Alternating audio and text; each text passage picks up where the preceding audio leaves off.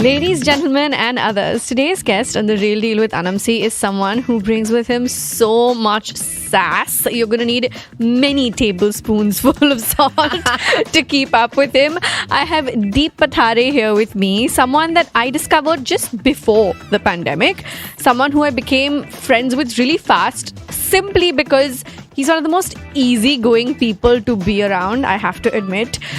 Someone that I love to weep with. We'll get to that in a little bit.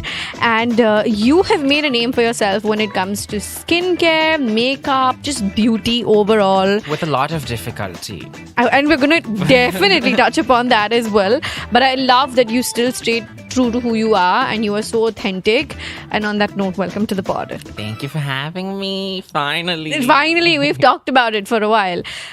Wait, you said with a lot of difficulty. So I feel let's dive straight into the deep end right there. You're a queer creator. Yes. I've seen some of the comments that you get. I've seen some of the comments that your friends get.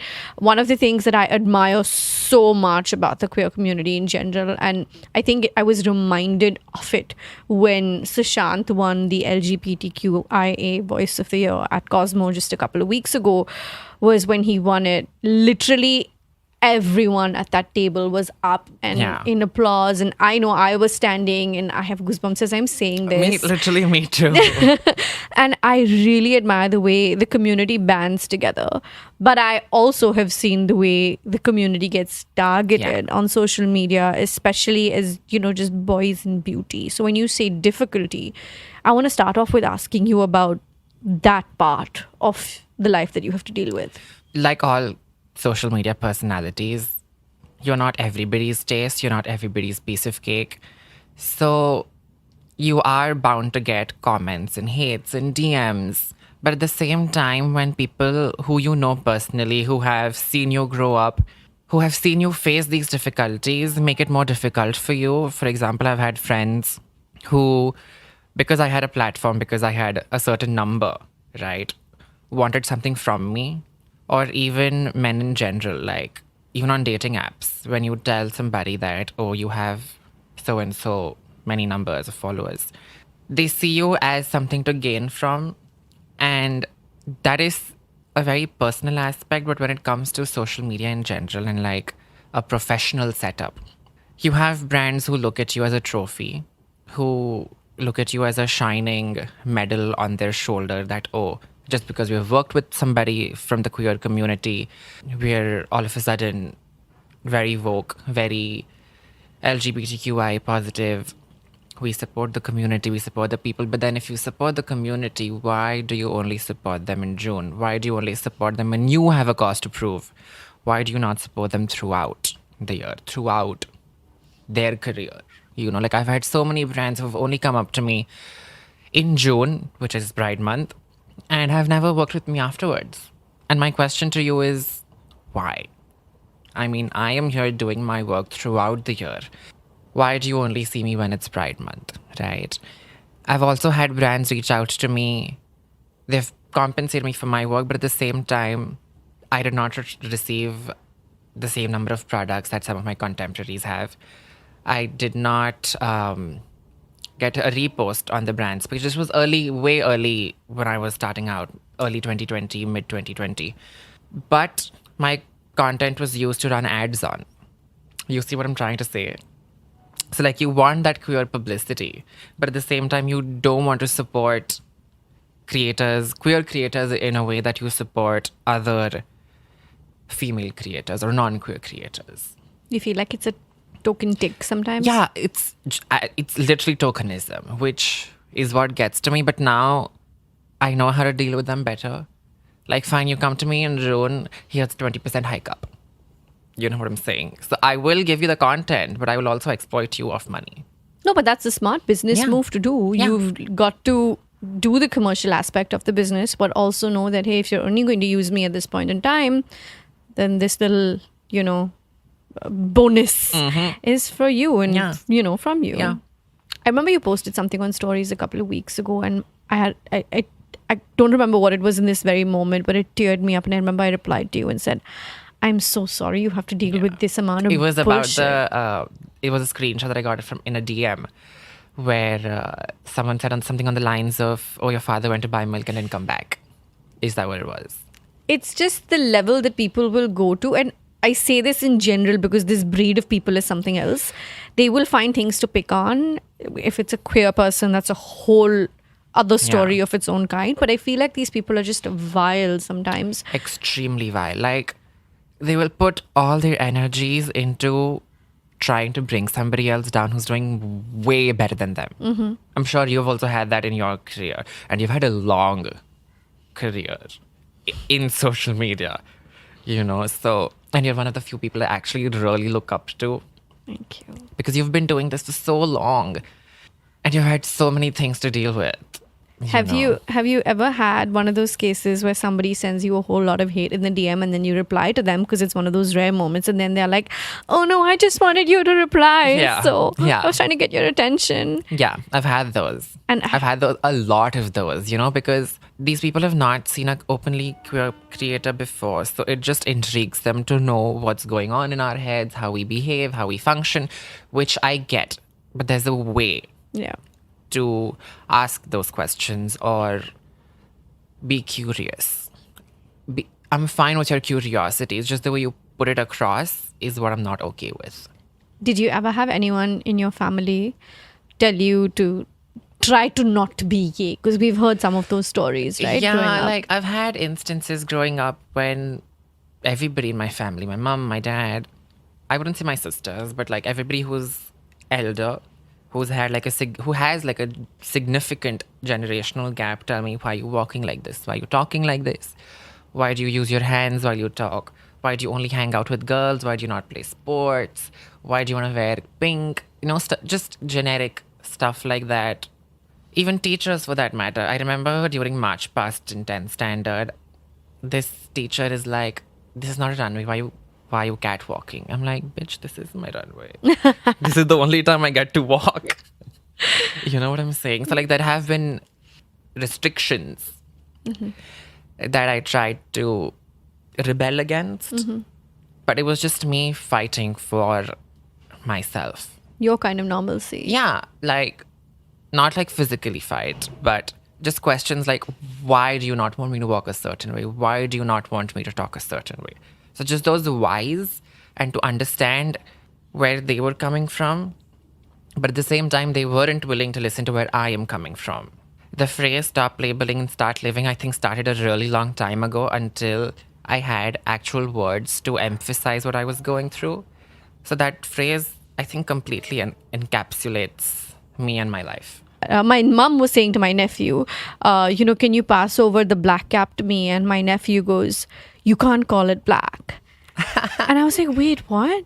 And he took offense to my mom calling the cap black. And I was like, no. Then I stepped in. I was like, she's describing the cap. Right. When it comes to people, it's not right to say and use such descriptors just off the bat. Yeah. But that's it. She's literally asking you to pass the black cap. And again, I like with my nephew, I haven't really mentioned this on the pod before, but only because we're having this pronoun conversation in the middle, I feel like I should mention it. I've mentioned it on all other social media platforms. When I was pregnant, my nephew said, "What if you have a boy, but he wants to be a girl?" And I said, "Then she can be a girl." Yeah. And then he goes, "No, but what if he doesn't want to be a boy or a girl?" And this is a 10-year-old asking me these questions, okay? So clearly, whatever this generation is currently on is great. Yeah. Because they have that Sensibility. They and have that that awareness. I said, okay, so I'm just going to refer to it as they Yeah. till, they're born, and then we're going to figure from there. And then there was this whole conversation with this 10-year-old nephew of mine about they, them, which I have to admit, and I don't mean to sound That just gave me controversial. chills, like... But he's 10 and he's asking me Yeah. all the right questions, which makes me feel like such a proud aunt, really. You should be, because if you look at people around us, people our age who have the frontal lobes fully developed, you know what I'm saying? Who don't have the awareness, who are not willing to accept that awareness. Yeah. And a 10-year-old can do that, so why can't you? And I was just so amazed by the end of that conversation because he was asking me all the right questions. And I don't mean to sound controversial when I say this, but when I use they, them, sometimes it confuses me only because of the plural to singular aspect. Right. But I've learned to use it. I think we've all learned to use it. Hopefully we're normalizing it more and more for the next generation, Yeah. right? And it just, when we were discussing pronouns, it reminded me of him asking me about this, and we need to do more of it. It's a wonderful thing that a 10-year-old is asking that. And I'll give you a very simple example. If you find a wallet on the road and there's no ID, right, and you go to, say, the cops or any person with authority to find the person whose wallet this is, right, you will always say somebody left their wallet. Somebody forgot their wallet. We don't know who this person is. We don't know what the gender is, right? Similarly, when somebody is saying they, them, when somebody is using they, them pronouns, you don't have to know their gender. Just know their pronouns. That bit of sensitivity, right? You don't have to understand where they're coming from. You don't have to put in that much effort. The only effort you have to put is using the right pronouns. Yeah. Which is they, them. If they're okay with they, them. If somebody wants to use he, she, whatever. Even the understanding of sex versus gender, right? Yeah, Because I mean, that's a complex conversation, like sexuality and gender identity is in itself such a complex understanding, even for the queer community. Sometimes I get confused. it's ever evolving. It is ever evolving, right? But at the same time, on the contrary argument, recently I've seen a lot of reels where people are identifying as animals. Sorry? Yeah, like, have you not seen reels? Like, there's a Animals? woman, I think in Russia or Argentina, I don't know where, identifying as a bee. It's very recent development where people have started identifying as animals. And people as old as you and I also do that. Like, I would understand children wanting to identify as animals, like, oh, I'm a cat. But like, They literally do that. right? But like fully functioning adults wanting to identify as a bee. I'm both intrigued and confused. Me too. Me too. It's a long conversation and a long night of Googling information, watching videos and understanding things. So you talk about a lot of, let's say, queer aspects, right, on your social platforms. And at the same time, you have this very hardcore beauty content driven space. I feel like you're someone that does do a great job. I feel like I mentioned this to you earlier, between content and then still keeping it real and then still having this side of knowledge and information, Yeah. which clearly I'm lacking. But I feel like you also do it all while keeping it very visually aesthetic and Yes. within your realm. That's so Yeah. you. Is that a struggle or does it just come naturally to you? I've always been a creative. Even as a child, I was never an academic. I always had red lines on my report card. That's why I'm so attracted to red flags. But but I've always been a creative. I loved crafts and arts. I loved colorful things. I still love colors. I think my ADHD kind of also helps a little because I'm always a visual person. I learn when I see it things. Even makeup, I learn while watching YouTube videos, right? I would never sit in a makeup class in a group of people and watch somebody else do it. I would watch it on my own in my own time, understand it myself, practice it on myself, and now we're here, Yeah. right? So I think that flair for aesthetics was always in me. Now it's just developed, it's more polished. It's a very, like how people have muscle memories, it's a muscle memory at this point. Like, if I see something I like, I will capture it. If I see something I like, I will try to recreate it. So at this point, it's just the eye. What I see I like, I try to recreate. Or even clothes for that matter, the way I style myself is very aesthetic according to a lot of people on Instagram. Apart from having a degree in fashion, even growing up, I was always fond of clothes. And I never thought of clothes gendered. It's just a piece of fabric. If you look at the thon, nobody knows what this is going to turn into, right? Like I always say, gender is a social construct, so are clothes. Like, gender in clothes is a social construct. If a woman is allowed to wear a blazer, which is as described by the society a man's clothing, why cannot a man wear a skirt? If you look at the history of clothes, saris or dhotis are male clothing, like dhotis are male clothing. If you look at royalty, right? Men have always been very heavily embellished with jewels. They've worn skirts, they've worn makeup, right? So why is it okay for them just because they're royalty? I mean, men have worn high heels for the longest of times in history. Just because women wanted to feel the same empowerment and wanted to feel just as tall as men were, is why men stopped wearing heels. But if you look at the history of heels, heels were supposed to be, were made for men to always stand tall, right? But when the female revolution started, when women wanted to feel empowered, they also started wearing heels. And men were threatened by that, which is why they stopped wearing heels. And now, primarily only women wear heels, right? So there is always that switch in history where not a lot of people are aware of that switch. And now it's just media that drives the narrative of, oh, skirts are for women, blazers are for men, pink is for girls, blue is for boys, which I will always fight because I don't know if you remember this instance. A really famous fashion creator, okay, a really popular fashion creator was, and Jared also picked this up, was in a flight with her partner, and she was wearing a pink mask, he was wearing a blue mask, and she like specifically said hers on her mask and his on his mask. Like she wrote hers and his on a pink and a blue mask. I'm like, okay, if you're a fashion creator, if you have had conversations with me on Clubhouse about gender identities and sexual orientations, why would you enforce such stereotypes on your stories when you have millions of followers?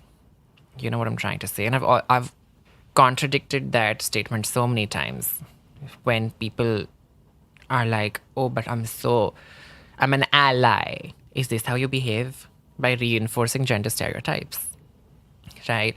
So coming back to the aesthetic part, sorry, segue. No, But that segue yeah. was beautiful because it also reminded me of how vocal you are on these things on so many different levels.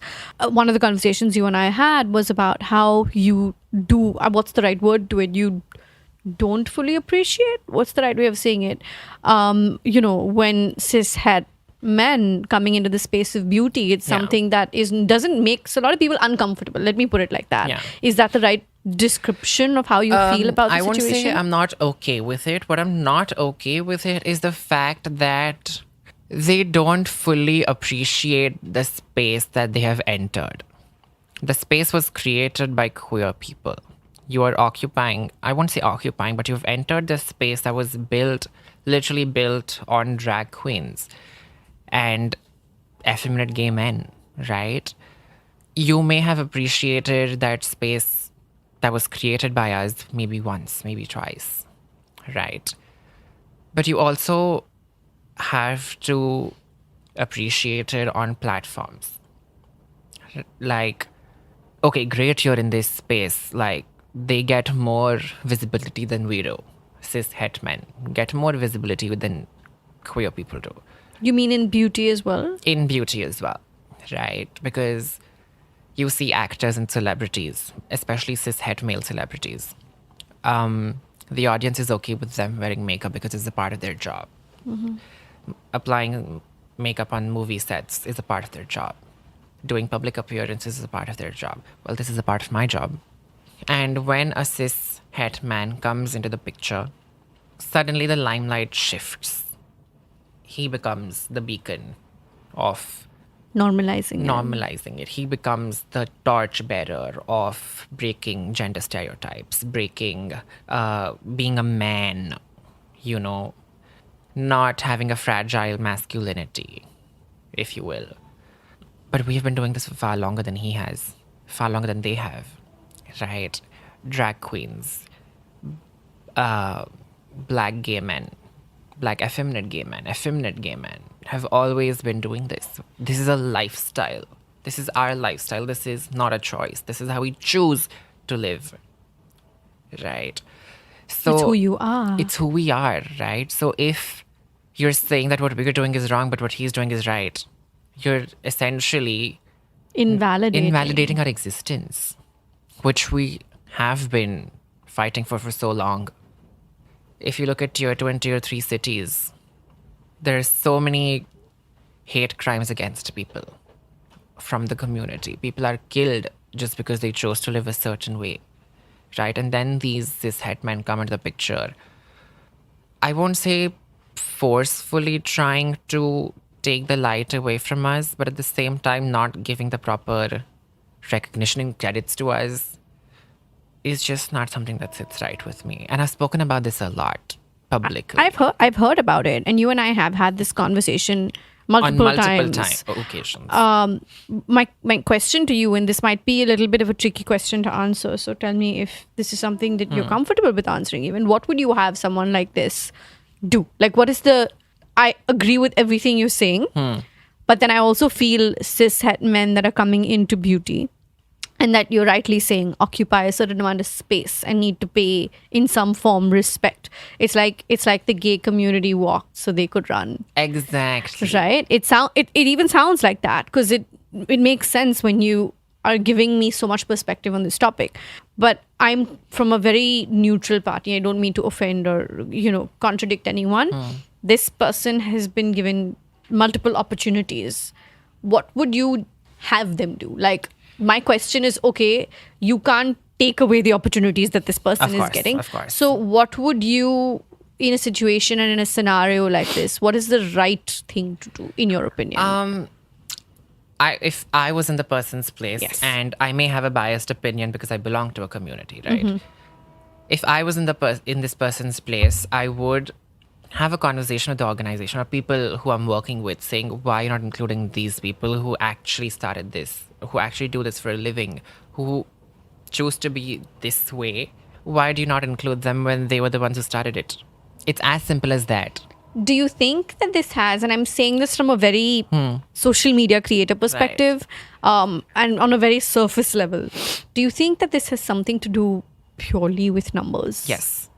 And also the fact But then there are that queer creators who have numbers. those kind of numbers. Absolutely. But at the same time, like I said, gold shining trophy, there was an incident, I would say in early 2021, when I was not new, but at the same time not very into makeup also, where this brand told me that, we can't promote your video on our stories or on the feed because sales kam ho jayenge.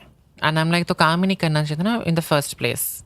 You should not have worked with me if this was your filter, or if this was your thinking from the get-go, that you will want to run ads on my content, but you will not repost on your feed or on your website because sales kam ho jayenge.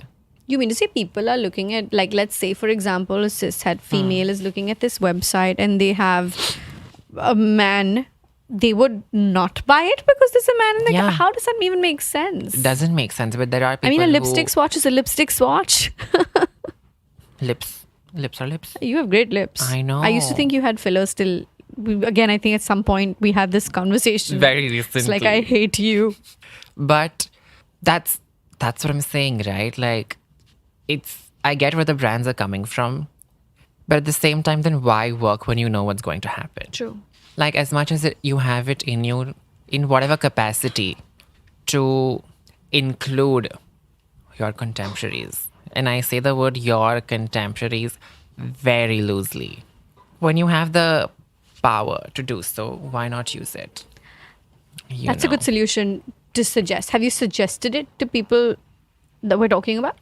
We've had open conversations about this. Okay. On public platforms also, with my contemporary on that platform. Yeah, I wish, if you're listening right now, I really hope you were watching to get Deep's emphasis right now, just because it's right there. So it's just that. And I know it's not an easy thing to do, to have a conversation with, say, people you're working with or people who are giving you work, but that is the least bit that you can do from your end. But tough conversations sometimes just need to be had. Exactly. It can make everybody involved Exactly. uncomfortable, but it needs to be done. Exactly. I had a difficult conversation with my parents, is why I'm sitting here doing what I do, doing what I love. Yeah. You know. And when you have these difficult conversations is when you also understand how much you have in you that you can bring to the table. It was not an uncomfortable conversation because I was always very out there. I was always pretty femme. And my parents just needed like a confirmation or like a reassurance. I wouldn't say reassurance, but like a confirmation. Beta, aap ke ho? Not like gay ho, but like, do you like boys? Like, do you like boys? I'm like, yeah, I do. At some point, I may also like girls, but that's a very hard no for now. But that could change, you know. That's so nice that they just asked you that straight up. Yeah, it was like we were all sitting in a living room. Me, my mom, my dad, my sister, my cousin, my aunt, because it's a semi-joint family. So everybody was sitting. My sister's husband was also there. And it was just a very open conversation. It was very nerve-wracking, but it was like open. I love that for you. Which is also like a privilege because not everybody gets to have that conversation. Yes. And I am acknowledging my privilege because I don't want people to be like, oh, you're privileged. Like, I know I'm privileged. I'm acknowledging it. I've acknowledged it always. Even on social media, I've acknowledged it. That, yes, I have a supportive family and a great set of friends. And I know not a lot of people have that, but you have me. You have Veep with Deep. If you would ever, like, I always respond to queer people say, be it in my comments, be it in my DMs, because I know how difficult it is to be alone. And nobody should be alone. Nobody deserves to be alone. That's amazing and that's beautiful. And I'm so happy that you use your platform in all the right ways. Drum rolls, please. So it's time for our next segment, Associate This. A fast-paced word association game where my guests get no more than 10 seconds to respond. So get ready, get set, associate. It wouldn't be us if we ended this pod without a little bit of doing something on a lighter note. So I have this little game that I play called Associate This. Okay. And think of it as a rapid fire. So I'm going to throw a few words at you and I want you to just shoot straight off. Whatever comes to your mind. Okay. Okay? Okay. Here we go. Weep. With Deep. Should have saw that coming. Yeah. Homophobia. Mainstream media. Furries. I have to throw this in now. How can I not? Again, mainstream media. Really? Yeah. Tokenism. Agencies. Ooh. We need a whole other pod on just discussing agencies with social media influencers. Yes. The closet. I want to say so many things. Say now. Say. You can say. Men. Straight men. Stereotypes. Unnecessary. Girlfriends. Definitely necessary. Yeah, no. And with that, we come to the end of today's podcast. Thank you so much for coming on this episode, Deep. Thank you for having me. I absolutely love you. I love your energy. I love everything you're doing. I love the way you use your platforms. For those of you who are listening / watching, make sure you go follow Miss Just Deep Drama on Instagram. Thank you for listening to the podcast. New episodes drop every Wednesday, so I'll see you next week. Bye.